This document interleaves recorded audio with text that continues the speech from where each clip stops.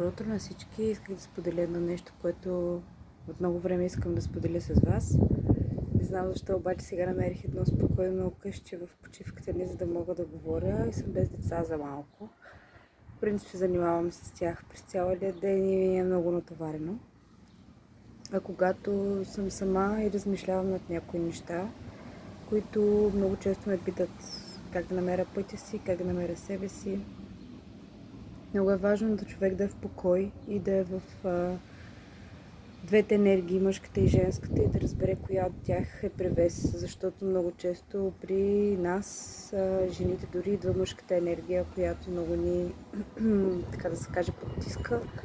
Вътрешно мъжката енергия всъщност се изразява в това да носиме тежките торби на всички, да сме отговорни за всичко, да бъдем тези, които изкарват повечето пари в семейството.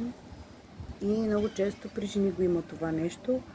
А женската енергия, тя е по-еферична, тя е по-спокойна, тя е като вода, тя тече, тя е любов, тя дава любов, не е нужно за нея материално.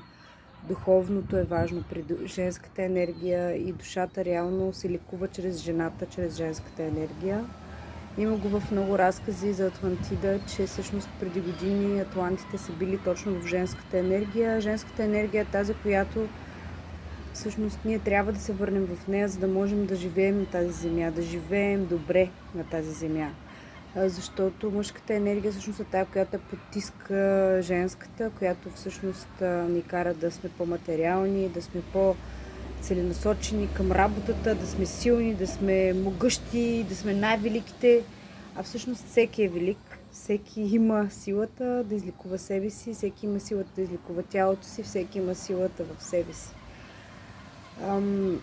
Много често питат и гурута, нали, известни, които са много добри в това нещо да лекуват хората. Отива жена и пита как да си оправи взаимоотношенията с мъжа. И гуруто казва: ами извинявай, ама първо трябва ти да си оправиш взаимоотношението с самата себе си. Когато си оправиш това взаимоотношение с самата себе си, тогава ти ще видиш дали трябва да си в тази връзка или не. Много често, дори го пише и в книгата "Яш, моли се, обичай". Бъди първо в себе си, открий това, за което си дошла, и тогава ще разбереш дали си или не си за този мъж, така да се каже, или жена, било то да отидеш дори в най-великата страна, където са много известни гурута, Индия. Всеки един човек е гуру. Всеки един човек е гуру на себе си. Всеки един човек има енергията да излекува тялото си. И това става чрез слушане на нашата собствена интуиция. Преди години, когато на мен ми се случи да се разболея и трябваше да оздравея по някакъв начин, търсихме всякакъв изход, бях с майка си.